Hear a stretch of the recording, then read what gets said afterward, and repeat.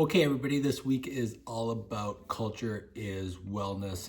That's what the article is about. And I think we need to really construct our understandings of what culture is. Now, a lot of times we tie culture to ethnicity or race.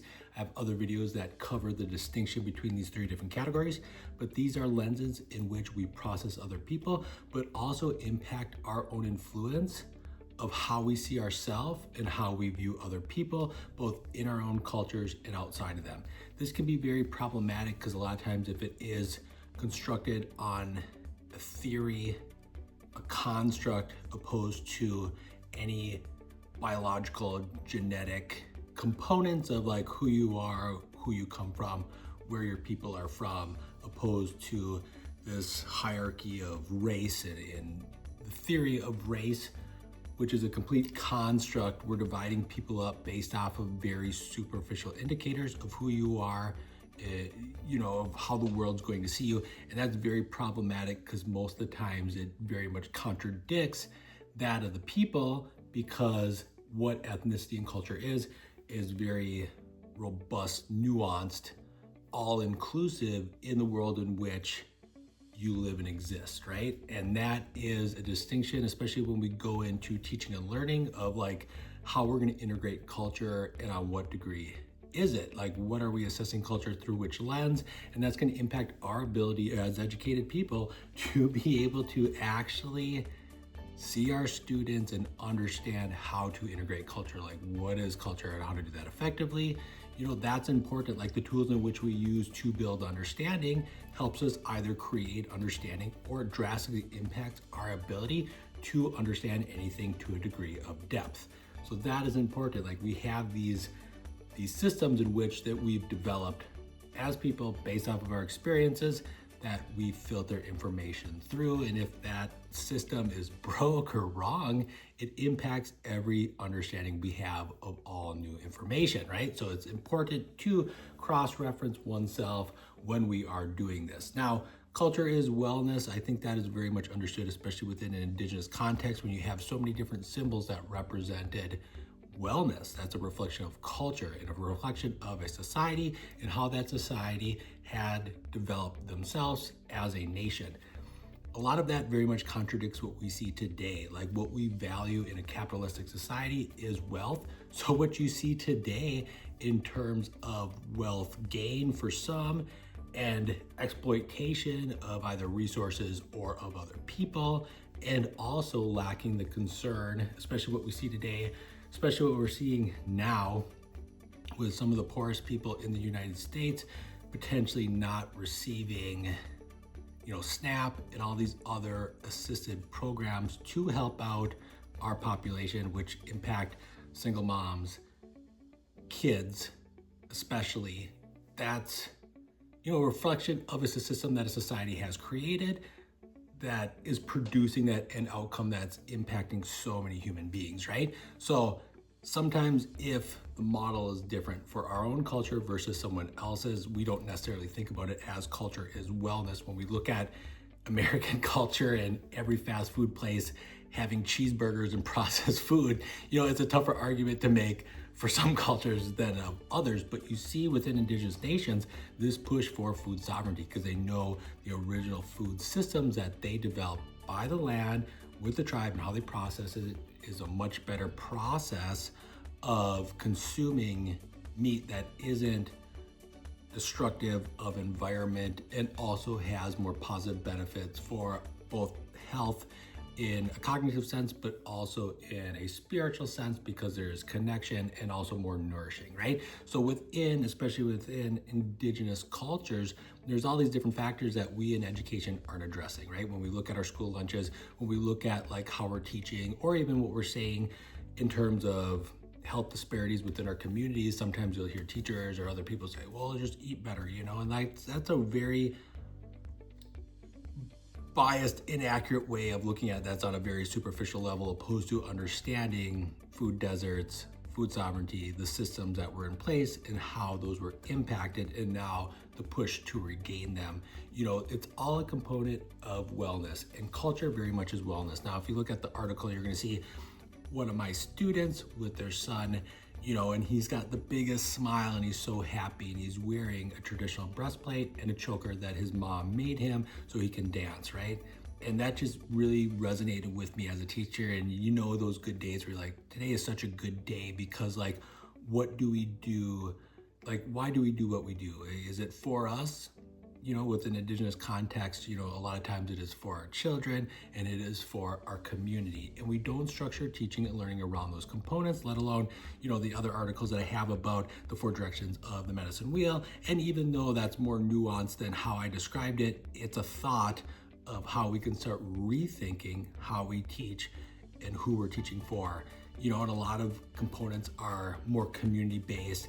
It's addressing both issues that were created within educational spaces, culture being taken away, language being taken away, and in some degree today, as educators working with Indigenous communities, or even in health fields, you should think of culture as a way of addressing wellness concerns, right? Like the reintegration of culture, whether it be through food systems, through the arts, the humanities, are important components to develop within your curriculum or within your school systems, especially when you acknowledge as teachers that these things were taken away from our students within educational spaces. I always say in some way, shape, or form, you bring it back. Now, when we're addressing standards, sometimes we create these rigid boundaries that aren't really addressing the needs of your students. So if I have a parent who's in my class at the college who has a little guy who needs these things for him that are culturally significant, then we go off script, right? Because why do we do what we do and who is it for? And you see that positive impact both from the mother, especially if our students are in college, live below the poverty line, are impacted socioeconomically, to have access to these resources. Once again, a lot of resources that would have been abundant on the plains. That's important. That is a component of our job, and that's going to make us rethink about how we teach and why we do what we do, and that having some degree of community, right? Because that same kid who made that, or his mom who made that for his regalia, then went to the Halloween masquerade ball and he could integrate that, and he was just so proud, when he put it on and had this big smile. And like when your work is that, you are doing something good. And also what's very important is how we teach it, right? So if I learn something from the community, I always honor that person of who taught it to me, because we are not the facilitators of knowledge, right? But we facilitate learning as mediators of helping build that natural development and honoring what we don't know or whose knowledge this actually comes from.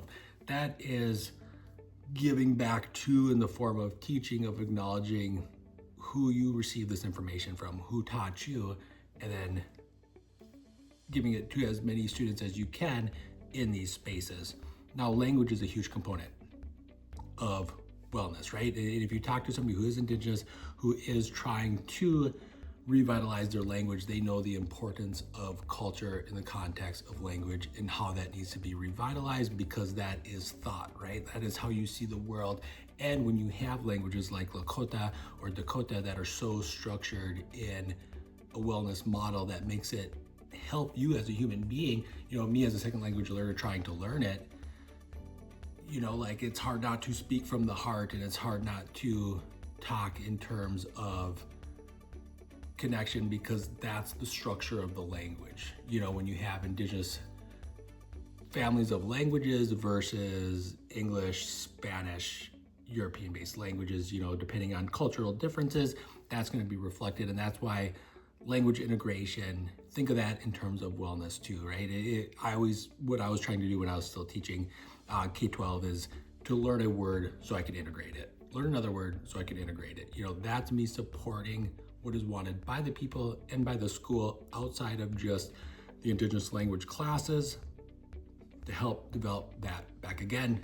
And even though it's not like a requirement for us as educators with, our contract and our subject area, hopefully through like these videos and like the courses that I have or the articles, we start understanding our roles in context of history. Because if you take it out of the context of history, it will not inform what we should be doing today. And the only way to truly know how you inform moving forward is by putting in the context of history. So when I was doing my dissertation and I started like, well, what is effective cultural integration that improves academic achievement? Like, does cultural integration improve the problems that we see impacting our students, graduation rates, attendance, behavioral referrals? And what I found was, it was almost impossible to look at culture, at least Indigenous culture, without understanding it as wellness, right? And what I did was I broke down cultural integration in the 4 directions of the medicine wheel and talked to elders of like which components this would fall under to see like what schools are doing for spiritual, mental, physical, and emotional development that reflects the culture. And those are huge components. But what I ended up finding, because what we do with our education systems, even though this was like 15 years ago, are very much still structured in a model that isn't around that. So there wasn't much variation between schools on the res, and there isn't much variation between schools off the res either, unfortunately. But what I did find was that teachers who knew about forced assimilation, boarding schools, intergenerational trauma, that scored higher on understanding those components, also scored on that dissertation on my quantitative survey to send kids to ISS less, are less likely to hold grudges against students in regards to behavior, less behavioral referrals. So knowing that history as an educator, it informs practice that produces better results because we know the correlation between kids in school and not having behavioral referrals increases attendance, and increased attendance is a higher degree of likelihood that our students will graduate, right? That's on us as educators to know how to address it, because if you don't put it into context, then it's going to be problematic in terms of you ever understanding how to do it differently so you produce different outcomes, right? And we still see today within educational spaces similar practices, similar outcomes, and we're still doing the same exact thing: English, math, remedial skills, and getting the same kind of outcomes because our model and practice very much has been the same. And as someone who is now 40, when I go to see my kids' classroom, it looks like I've been transported back in time when I was in 4th grade. Like, why is that? It should not look and feel exactly the same. Everything else has changed drastically. House design, the economy, technology, but our classrooms remain the same. I think that's important when you really look at different ways of doing this. So let me unpack this really quick. So, land acknowledgement, historical awareness is important for educators, especially if you want to address wellness locally. It should be tied to your community, and you should understand your community if you want to understand anything. Start there first, branch out. Historical awareness helps you become better practice at how you interact with your students, and that's on us as educators. And then, empowerment and student advocacy support your students' rights within these spaces that courses or programs should exist. Like the world has 1,000. In the United States, we have tons of fine arts programs. How many fine art programs that focus on Indigenous mediums and Indigenous artists? Those are good questions because that directly leads to retention of culture, and retention of culture over time passed on from generations allows for Indigenous students to continue their traditional practices, and because of that, retain sovereignty as tribal nations, right? Those are very important components that we need to understand, that we need to advocate for, that our students, their cultures are equally represented within these spaces, that mine are and other people's are as well. So you become an advocate for that and a champion of that for your students. And empowerment, they hold knowledge. Our students know a lot. When I teach, I'm not the knowledge holder. Who taught me is, and I tell them, this is how I learned how to do this.